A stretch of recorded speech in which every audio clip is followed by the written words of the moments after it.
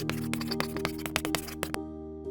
everybody, my name's Chapin and I'm here to talk a little bit today about my LSAT journey and how I ended up with a 177. So I originally intended on studying, I think from like a September to December and then writing in January, so 3 or 4 months. It ended up taking me about 2 years, so a little bit longer than I had originally planned for. But I started out just with some free resources, Khan Academy, stuff I could find online, YouTube, things like that.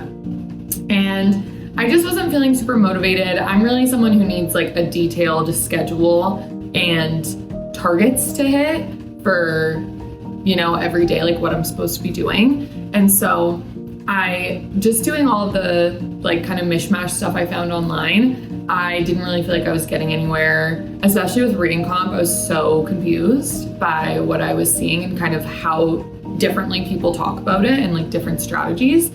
So a friend recommended 7 Sage to me. I ended up going through the whole core curriculum, which I found super, super helpful, especially foundations and stuff. I didn't realize how much just like basic knowledge I was missing on things like grammar. I just always was like, I'm good at reading, I love to read.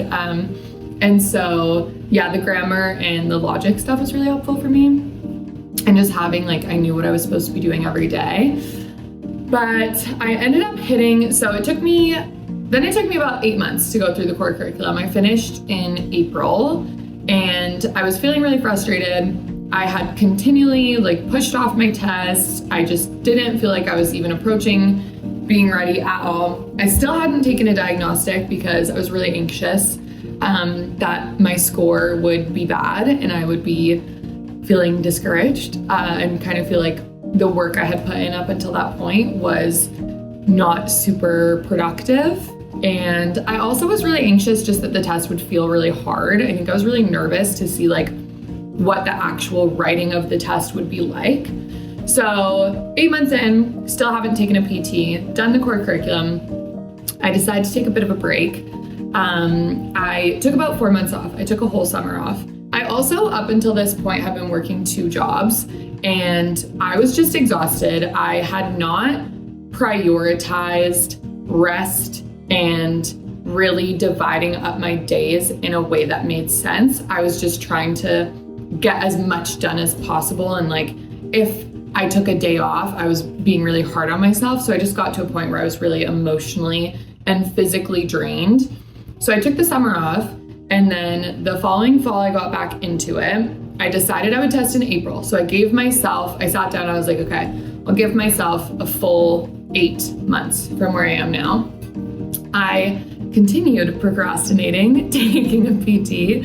So I actually did the core curriculum again, which I definitely like got new stuff out of it. So it didn't hurt. I don't think that was a necessary step in my process, but I was just, the idea of sitting down and actually sitting for a full test was so scary to me. So ran through the core curriculum again.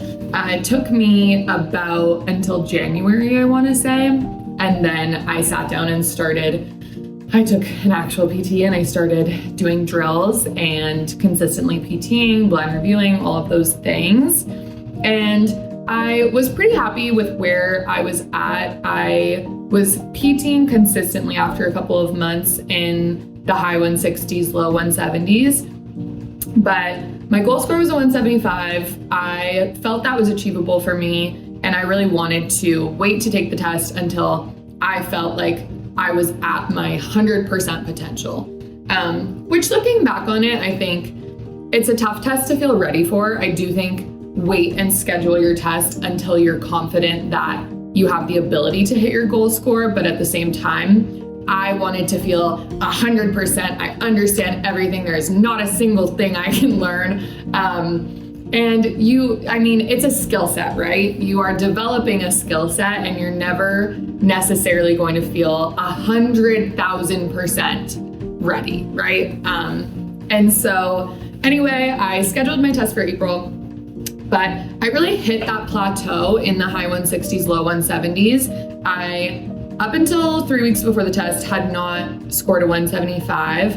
I wasn't even consistently scoring like a 172, 173. I was mostly consistently at like a 170.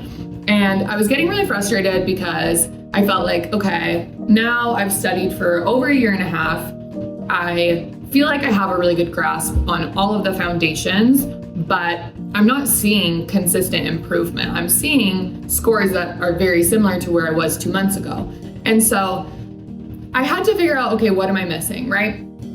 I actually ended up booking in with a 7-stage tutor who was awesome. And his take on it was really helpful for me. I was so focused on, okay, there must be something I'm fundamentally missing and I just don't understand the test well enough yet. But at that point, I really did have a good grasp on the foundations, but I wasn't being strategic about the way I sat down and wrote the test. Because what I found was when I did full sections or drills, I had way better accuracy than when I actually took a PT. And so I was getting really confused and frustrated by that. But then I realized when I sit down and do a PT, I'm so anxious about the time that I just sit down and do everything as fast as possible.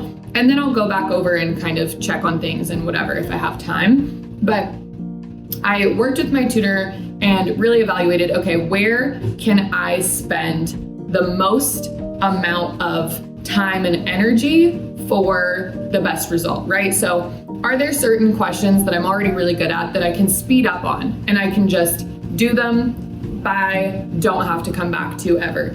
And are there certain questions that, okay, I know I can get these right, but I have to build myself an extra minute to spend here, versus what I was doing was, okay, well, I just need to get better at these questions so I can be faster. But I was like, okay, I just have to accept maybe this type of question takes me a little bit longer, right?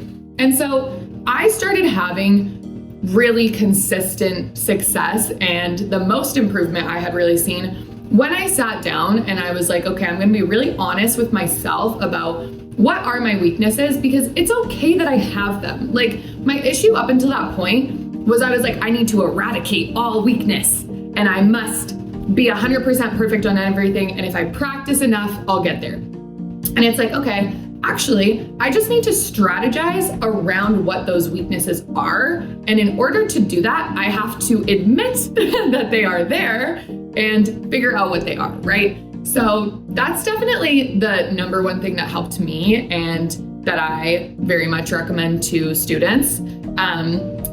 So then I started scoring much more consistently around where I wanted to be. And then I took April and I scored a 177. And now I get to do this, which is awesome. But yeah, I would say, to anybody that's watching, if you're going through the core curriculum your first time or your second time, or, at whatever point you are, don't get discouraged if it is taking you longer than you expect, right? Because I think that is what happens for a lot of people. And you can tackle this test. There's no magic thing that anybody else has that you don't, right? It just takes time, but you can do it. So